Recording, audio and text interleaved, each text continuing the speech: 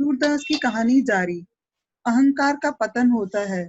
पहली बार फिलिप को एहसास हुआ कि वह एक मनुष्य है, ना कि कोई निष्क्रिय। उसने किसी भी दुष्ट व्यक्ति का गुलाम न बनने और किसी गलत रास्ते पर न चलने का संकल्प लिया।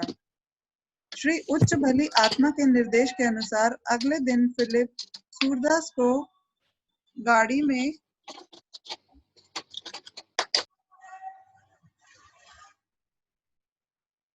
बिठाकर एक दूर दराज के इलाके में लेकर गया, जो कि उसके घर से बहुत दूरी पर था। उसने वह कहा उसे एक गुफा की जानकारी मिली थी जहां ढेर सारे खजाने छुपे थे। हमेशा की तरह सूरदास खुशी से फूला न समाया और फिलिप को तुरंत उसे वहां से चलने को कहा। मीलों तक धूल भरी सड़क के बाद काफी संकरा रास्ता आया, इसलिए फिलिप ने गाड़ी रोक दी और सूरदास को अपने कंधे पर बिठाकर लगभग 1-1.5 मील तक चला। तब जाकर उन्हें एक गुफा मिली। गुफा में छिपे खजाने को देखने के लिए सूरदास बेसब्र हुआ जा रहा था, पर फिलिप ने कहा, मालिक, यह गुफा इतनी सकरी है कि इसके अंदर जाना मुश्किल है। आप इसी चट्टान पर बैठिए, मैं अंदर जाकर देख आता हूँ कि कोई खजाना छिपा भी है या नहीं। फिलिप ने सूरदास को नीचे रखा और गुफा के अंदर चला गया। जैसा कि फिलिप को बताया गया था, गुफा के पीछे उसे बाहर निकलने का एक रास्ता मिला। वह उस रास्ते से बाहर निकला और एक दूसरे छोटे रास्ते से अपनी गाड़ी तक पहुंच गया। गाड़ी से वह सूरदास के घर पहुंचा, उसकी अलमारी जोर लगाकर खोली, उसमें से 300 रुपए निकाले और उसी चुराई गाड़ी से शहर की ओर निकल पड़ा। कुछ दिन बाद शहर में उसे एक नौकरी भी मिल गई और वह सरल और अच्छा जीवन बिताने लगा। फिलिप को गुफा में प्रवेश किए काफी समय बीत चुका था, पर सूरदास लखपति बनने का सपना देखने में इतना रोमांचित था कि उसे इस बात का एहसास भी न रहा। बाद में अचानक उसका ध्यान गया कि फिलिप तो 1 घंटे से गायब था। वह फिलिप को बाहर बुलाने के लिए चीखने चिल्लाने लगा और उसे जमकर कोसने लगा, पर कुछ न हुआ। सूरदास को लगा मानो फिलिप वहां से गायब हो गया था, इसलिए वह ऊबड़-खाबड़ पत्थरों पर रेंगकर गुफा के भीतर फिलिप को ढूंढने जा पहुंचा। वह कुछ और अंदर गया। फिलिप के लिए उसकी जुबान से बेहद बुरे शब्द निकल रहे थे और वह गुस्से से आग बबूला हो उठा था। उसके दिल में फिलिप के लिए घृणा भर आई थी। अचानक उसने अपने आप को गुफा से बाहर पाया। वह हैरान रह गया। उसे लगा किसी ने उसे एक करारा झटका दिया हो। तब उसे इस बात का एहसास हुआ कि फिलिप ने उसे मूर्ख बनाया, पर उसे इस बात की कल्पना भी नहीं थी कि फिलिप ने उस जैसे दादा को धोखा देने की हिम्मत या चतुराई थी। सूरदास को पूरा यकीन था कि फिलिप उसका जीवन भर गुलाम बना रहेगा। उसे इस बात का काफी गर्व था कि आज तक उसे कोई मूर्ख नहीं बना सका था। वह तो दूसरों को धोखा देने में माहिर था, तो फिर ये कैसे हुआ? सूरदास को इस बात का पूरा यकीन था कि फिलिप कभी नहीं उसके खिलाफ जाने की हिम्मत नहीं कर पाएगा। उसके लिए यह एक बड़ा झटका था। वह इतना स्तब्ध रह गया कि चीखना चिल्लाना और भला बुरा कहना भी भूल गया। क्या यह संभव था कि फिलिप गायब हो गया था और सूरदास को अंधेरी डरावनी गुफा में अकेला छोड़ गया था? रात होने वाली थी। सूरदास ने सोचा कि जंगल में जाने की बजाय गुफा में ही रात बिताना बेहतर होगा। वह डरा हुआ था और उसे इसका भान हो गया था कि जंगल में जंगली जानवर भी थे और उसके पास घर जाने का कोई रास्ता नहीं था, क्योंकि इस वक्त वह घर से मीलों दूर था। आहार और पानी के बिना वह क्या करेगा? यदि कोई भयानक जानवर उस गुफा में घुस आए तो वह अपने आप को कैसे बचा पाएगा? क्या वह कल का सूरज देख पाएगा? कुछ घंटों में उसके साथ क्या होगा? वह तो मर ही जाएगा। उसे इसका एहसास हुआ कि फिलिप की तरह वह भी तो उतना ही कायर और डरपोक है। अब उसे एहसास हुआ कि फिलिप पर अब तक क्या बीती होगी। यदि मैं मरूंगा तो सीधे नर्क जाऊंगा। सूरदास गुफा की दीवार के सहारे बैठा था। तभी भूलवश उसका हाथ पत्थर पर सरकते एक सांप पर जा गिरा। हे भगवान, मैं कैसे ऐसी यातना सह पाऊंगा। सौभाग्यवश सांप वहां से रेंगता हुआ चला गया। उसी समय सूरदास को एहसास हुआ कि उसने जिन लोगों पर जुल्म किया था उन्हें कैसा महसूस हुआ होगा। इसलिए भव्य प्रयास के बाद वह रेंग कर गुफा के बीच में आकर बैठ गया और सोचने लगा कि क्या करना चाहिए। चारों ओर सांप ही सांप भरे थे। यदि वह गुफा के भीतर रुकेगा तो सांप उसे डस सकते थे, और यदि वह गुफा के बाहर जाएगा तो जंगली जानवरों के हमले का खतरा था। सूरदास की कहानी जारी। अवचेतन मन का फिर से जागृत होना। भगवान करे फिलिप का अवचेतन मन उसे मुझ तक वापस भेज दे, कृपा करे प्रभु। सूरदास रो पड़ा, पर उसे तुरंत एहसास हुआ, क्या उसका अवचेतन मन उसे कभी भी सही राह पर लाने में सफल हुआ? मैंने अपने अवचेतन मन को अपनी दुष्टता पर क्यों नहीं हावी होने दिया? क्यों मैंने अपने अवचेतन मन को बंद कर रखा था और दुष्ट काम करता रहा? मैं इतना दुष्ट क्यों था? ओह, मैंने था कहा तो इसका क्या मतलब यह है कि मैं अब बदल चुका हूँ।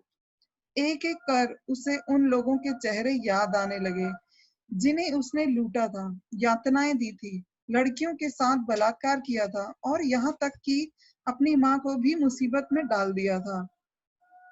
हे ईश्वर, अब मुझे बोध हो रहा है कि उन सभी को कितना कुछ झेलना पड़ा होगा। बदला लेने की मेरी भावना के कारण, मेरे दुष्ट उद्देश्यों के कारण, मेरी लालच और वासना के कारण उन सभी को नर्क की यातना भोगनी पड़ी। इससे पहले ऐसा मेरे साथ कभी नहीं हुआ था। इसका विचार भी मेरे मन में नहीं आया था। मुझे तो हमेशा यही लगता कि कोई मुझे नुकसान नहीं पहुंचा सकता था, मुझे कोई सता नहीं सकता। मैं तो दुष्टों का सरदार था। मुझे इतना भरोसा था कि कोई मुझे धोखा नहीं दे पाएगा, पर इस डरपोक और जन्मजात कायर इंसान ने मुझे मूर्ख बनाकर मेरी तो आंखें ही खोल दी। बेशक ईश्वर का न्याय यही है, मैं इसी के लायक हूँ। अपने जीवन में पहली बार उसने ईश्वर को याद किया था और उसने पहली बार ईश्वर से प्रार्थना की और कहा, हे मेरे प्रिय ईश्वर, कृपया मुझे बचाओ। मैं वचन देता हूँ कि मैं एक अच्छा जीवन जीऊंगा और आपकी राह पर चलूंगा। मैं यह भी वादा करता हूँ कि मैं संभव हो उतने लोगों को खोजूंगा जिन्हें मैंने नुकसान पहुंचाया, उनकी मदद करूंगा और उनकी जो भी चीजें अब तक मेरे पास हैं उन्हें लौटा दूंगा। मैं उन्हें खुश रखने का भरपूर प्रयास करूंगा। मैं जानता हूँ ऐसी भयानक जिंदगी जीने के बाद मैं बहुत अधिक मांग रहा हूँ, पर हे मेरे ईश्वर, बस मुझे एक मौका और दे दो, सिर्फ एक मौका, ताकि मैं नर्क जाने से बच जाऊं और यहाँ पृथ्वी पर इन सांप व जंगली जानवरों के बीच रहकर नर्क झेलने से बच सकूं। हे ईश्वर, मैं आपसे पहली बार प्रार्थना कर रहा हूँ। मुझे पहली बार एहसास हुआ और दुष्टता से अच्छाइयों की तरफ जाने का मेरा दृढ़ फैसला है। कृपया मेरी मदद करें, मुझे बचाएं और अपनी सही राह सुझाएं। हे ईश्वर, आप मुझे अपनी सूझता का आशीर्वाद दें और मुझे एक अच्छा जीवन जीने में मदद करें। कृपया आप इस बार मुझे बचा लें। इसके बाद मैं कभी बुराइयों की राह पर नहीं चलूंगा। इसके बाद सूरदास बच्चों की तरह फूट फूट कर रोने लगा।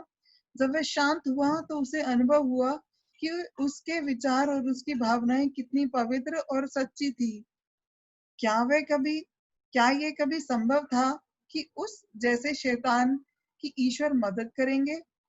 उनके अलावा इस भयानक जंगल में उसे बचाने कौन आ पाता? सुबह होने तक क्या वह उन सांपों और जंगली जानवरों से भरे जंगल में जिंदा बच पाएगा? सूरदास वह संभव नहीं लग रहा था। पर ईश्वर, आप तो अपने चमत्कारों के लिए जाने जाते हैं, तो हे प्रभु, चमत्कार करें, कृपया मुझे बचा लें और मैं वादा करता हूँ मैं कभी गलत राह पर नहीं चलूंगा। उसी क्षण उसे जानवरों के गुफा के पास आने की आहट सुनाई दी। उसे अब अपना अंत नजर आने लगा। घावों और खरोचों के बावजूद बड़ी मेहनत से रेंग कर वह गुफा के कुछ और अंदर तक गहरे अंधेरे कोने में खिसक गया। उसे यकीन था कि वहां कई सारे सांप थे, पर उसने जंगली जानवरों के हमले के बजाय सांप के काटने से मरना ज्यादा उचित समझा। गुफा के उस अंधेरे कोने में जब वह बचने की कोशिश कर रहा था, उसी समय एक सांप उसकी छाती पर से होकर चला गया। हे प्रभु, मुझे बचा लो। जब मैं कभी गलत काम अब मैं कभी गलत काम नहीं करूंगा। यह आवाज उसके दिल की गहराइयों से निकली थी। उसे याद आने लगा कि कैसे उसके शिकार बने लोग भी इसी तरह उससे विनती करते थे, पर वह जो सबसे क्रूर इंसान था उन पर हंसता और उन्हें और अधिक प्रताड़ित करता। क्या उसने कभी उन लोगों के प्रति जरा भी दया दिखाई? नहीं, कभी नहीं। तो फिर आज ईश्वर उसके प्रति भला क्यों दया दिखाएंगे? वह फिर रोने लगा और उसे पूरा भरोसा हो गया कि उसके बचने की अब कोई उम्मीद नहीं थी। मैं अब कभी सवेरा नहीं देख पाऊंगा। हे ईश्वर, मुझे खत्म कर दो। मेरे हृदय की धड़कन को रोक दो। मुझे पता है मैं नर्क ही जाऊंगा, पर मुझे इन जंगली जानवरों के हाथे मरना और सांपों के काटने से बचा लो। हे प्रभु, अब मेरा जीवन समाप्त कर दो। एक और सांप उसके शरीर पर से गुजरा और वह चीख उठा। हे प्रभु, मुझ पर दया कीजिए। कृपया मुझे और प्रताड़ित ना करें। उसके नव जागृत अवचेतन मन ने उससे पूछा, क्या तुमने कभी अपने शिकार व्यक्तियों के प्रति दया दिखाई थी? हाँ, तुम सही कहते हो। मुझे उन पर कभी दया नहीं आई। अब मैं समझ चुका हूँ, पर अब तो बहुत देर हो चुकी है। अब तो मुझे कष्ट झेलना ही होगा। ईश्वर मेरे प्रति दया और हमदर्दी क्यों दिखाएंगे भला? सूरदास सच्चे मन से पछताने लगा और सुधरने की इच्छा करने लगा, पर उसे कोई रास्ता नजर नहीं आ रहा था। उसे पता था उसका बचना अब मुश्किल हो चला था। उसके अवचेतन मन ने एक बार फिर उससे कहा, क्या तुमने कभी लोगों को नुकसान पहुंचाने से खुद को रोका? तो ईश्वर क्यों चमत्कार कर तुम्हें बचाएंगे? जब तुम्हें लगता था कि तुम खुश हो और सफल हो, तब कभी तुमने ईश्वर के बारे में सोचा था? तुम अब क्यों ईश्वर को याद कर रहे हो? अब उनकी मदद के लिए क्यों पुकार लगा रहे हो? सूरदास की कहानी जारी। श्री उच्च भली आत्मा का प्रकट होना। सूरदास को जब सब कुछ साफ साफ नजर आने लगा और उसे पूरा यकीन हो गया कि अब काफी देर हो चुकी थी और कुछ ही घंटों में उसका नर्क जाना निश्चित था। ईश्वर हमेशा न्याय करते हैं, मुझे यह बात बहुत देर से समझ आया। ईश्वर सदा न्याय संगत होते हैं, भले ही देर से मिले पर न्याय मिलता अवश्य है। अब मुझे अपनी सजाएं भुगतनी ही होंगी। मेरे पास अब कोई रास्ता नहीं। उसका अवचेतन मन एक बार फिर उसे कहने लगा, तुम चाहते हो कि ईश्वर तुम्हारे लिए कोई चमत्कार करे? ठीक है, ये रहा चमत्कार। अब तुम में सुधार होगा। सूरदास को इन बातों का मतलब समझ में नहीं आया, लेकिन उसको सोचना जारी रखा। मैंने दुष्ट कर्म किए, अब मुझे सजा भोगनी ही होगी। हे ईश्वर, मुझे अपनी सजा भोगने के लिए सही राह दिखाइए। मुझे अपनी आत्मा को शुद्ध करने का उपाय बताइए। मुझे दोबारा फिर कभी बुरी राह पर ना जाने दे। हे ईश्वर, मुझे अंधकार में प्रकाश दिखाइए और मैं फिर कभी आपकी राह से मुंह नहीं मोड़ूंगा। हे ईश्वर, मेरी आत्मा को दुष्टता से बचाइए। यदि मेरे भौतिक शरीर को यातना भी मिले तो मुझे इसकी परवाह नहीं, लेकिन मेरी आत्मा को बचा लीजिए। रात इसी तरह बीत गई और सुबह के समय उसे उस अंधेरी गुफा में रोशनी की एक किरण दिखाई पड़ी। वह अत्यंत हैरान रह गया। हे ईश्वर, यह तो चमत्कार है। हाँ, ये चमत्कार ही है। आपने मुझे बचा लिया। सूरदास खुशी से उत्तेजित हो गया। ये सब कैसे हुआ, इसे समझाया उसकी कल्पना से परे था। सूरदास के अवचेतन मन ने एक बार फिर उसे समझाना शुरू किया। सूरदास जहरीले सांपों और भयानक जंगली जानवरों को भी पैर कटे लाचार इंसान पर दया आती है, पर तुम जैसे दुष्ट इंसान को तो मासूम, लाचार और अच्छे लोगों पर भी दया नहीं आती। सूरदास को अपने आप पर बहुत शर्म आई। उसने फिर कभी बुरी राह पर न चलने की कसम खाई। इस घने जंगल में मेरे बचने का मौका अभी भी काफी कम है। यहाँ कोई आता जाता नहीं। आखिर मैं कैसे यहाँ से बाहर निकल पाऊंगा? हे भगवान, आपने मुझे सभी जंगली जानवरों से बचाया। अब कृपया मुझे इस जंगल से भी बचा लो, ताकि मैं एक अच्छा जीवन जी सकूं और अपने सभी दुष्ट करतूतों का पश्चाताप कर सकूं। ईश्वर, एक बार फिर मेरी मदद करो। मुझे पता है कि मैं कुछ ज्यादा ही मांग रहा हूँ, पर मेरी आत्मा पर दया करो प्रभु। बड़ी कठिनाई से रेंग कर यह गुफा के बाहर गया और एक चट्टान पर बैठकर ईश्वर से सच्चे मन से प्रार्थना करने लगा। कुछ घंटों बाद सूरदास ने एक पुण्यात्मा फकीर को देखा। वह शिथिल और थका मांदा दिख रहा था। उसे देखकर सूरदास उत्साहित हो गया और उसने ऊंचे स्वर में आवाज लगाई, कृपया मेरी मदद करो। पुण्यात्मा फकीर, हमारे श्री उच्च भली आत्मा। जो पुण्यात्मा फकीर थी, वो उच्च भली आत्मा थी। उसके पास आए और कहा, मेरे बच्चे, तुम एक दुष्ट इंसान हो या नेक इंसान? मैं किसी दुष्ट इंसान की कभी कोई मदद नहीं करता, इसलिए मुझसे बताओ, तुम दुष्ट हो या नेक? फकीर की बात सुनकर सूरदास ये कहने ही वाला था कि वह एक भला इंसान था, पर उसने ऐसा नहीं कहा, क्योंकि उसका अवचेतन मन अब जाग उठा था। वह तुरंत रुक गया और कहा, हे फकीर बाबा, आइए यहाँ बैठिए और मेरी कहानी सुन लीजिए। इसके बाद यदि आपकी अंतरात्मा आपको मेरी मदद करने के लिए कहे तो मेरी मदद कीजिएगा, वरना आप अपनी राह चले जाइएगा और ईश्वर आपका भला करे। श्री उच्च भली आत्मा एक शिले पर बैठ गए और कहा, ठीक है, तुम अपनी कहानी सुनाओ, मैं सुन रहा हूँ। सूरदास ने फकीर को सारी सच्चाई बयां कर दी। उसकी बातों को सुनकर श्री उच्च भली आत्मा काफी प्रभावित हुए, पर वे अब भी उसकी परीक्षा लेना चाहते थे।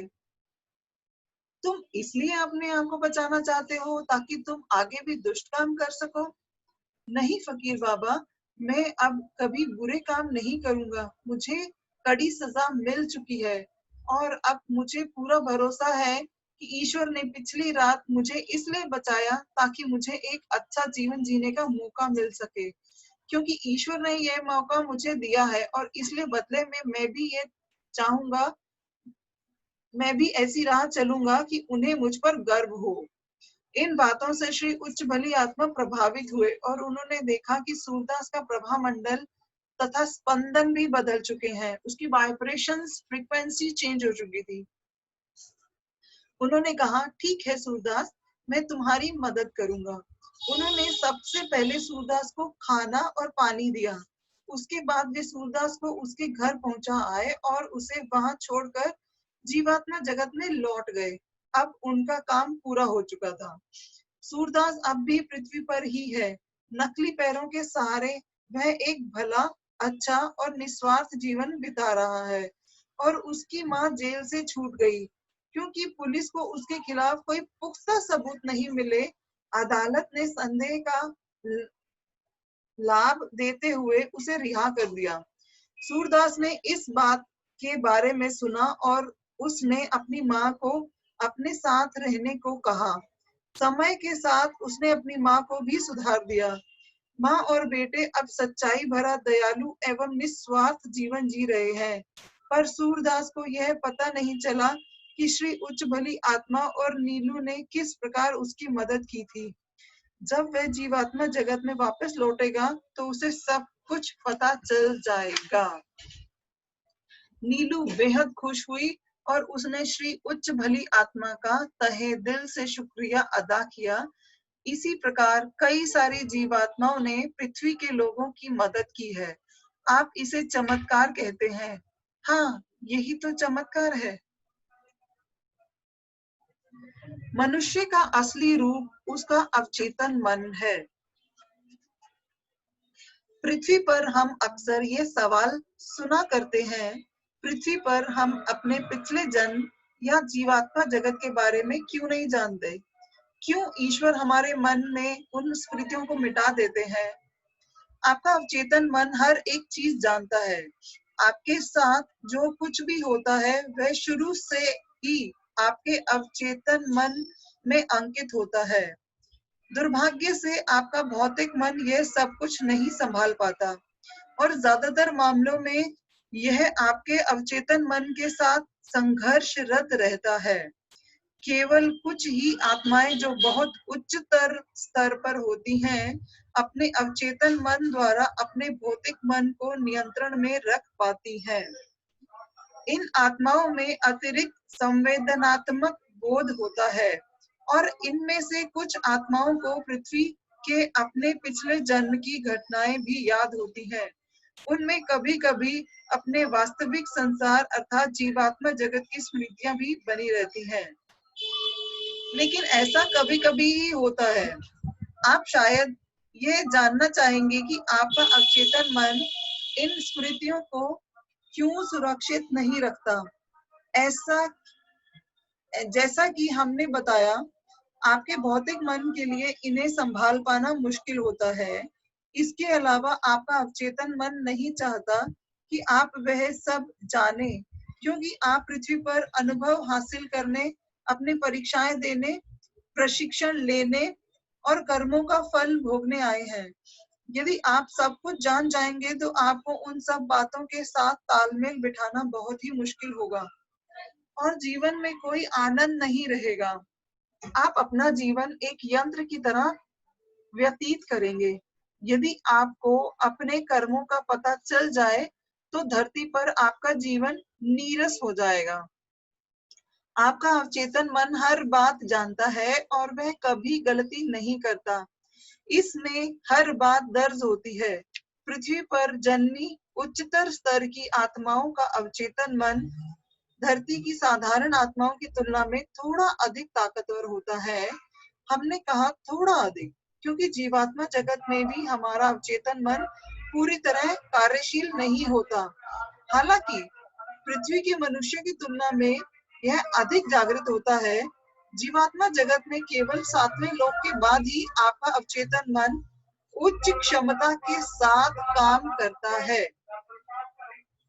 पृथ्वी के कुछ योगी और धर्मात्मा मनुष्यों में लंबे समय तक ध्यान करने की क्षमता होती है। उनका अवचेतन मन अधिक से अधिक जागृत होता है और वे अपने भौतिक मन को अपने अवचेतन मन द्वारा नियंत्रित करते हैं। देखो समझ नहीं आ रहा, शोर हो रहा है बहुत। ज्यादातर लोगों के विपरीत वे अपने भौतिक मन के गुलाम नहीं होते। हेलो दी,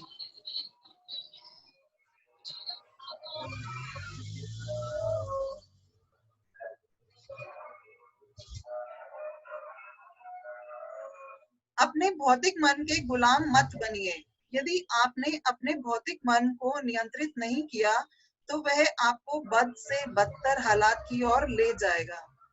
जब आप देह त्यागते हैं तो आपका भौतिक मन आपके भौतिक शरीर के साथ ही मर जाता है और आपका भौतिक मन आपको अपने वश में करने और आपको अपने अनुसार संचालित करने के लिए व्याकुल रहता है। लेकिन आप अपनी इच्छा शक्ति का प्रयोग करें और इसे अपने ऊपर हावी ना होने दें। आप अनंत काल तक के लिए अपने अवचेतन मन से जुड़ी हुई एक आत्मा है। फिर आप कैसे अपने कमजोर और अप्रशिक्षित भौतिक मन को अपना मालिक बनने दे सकते हैं? क्या आप इतने कमजोर और रीढ़ विहीन प्राणी हैं कि आप इसे नियंत्रण में नहीं रख सकते? अब से यह याद रखिए, आपका अवचेतन मन ही आपका वास्तविक स्वरूप है। इसलिए अपने भौतिक मन को अपना मालिक बनने का मत दीजिए। अपना मालिक खुद बनिए। story reading, book reading is over.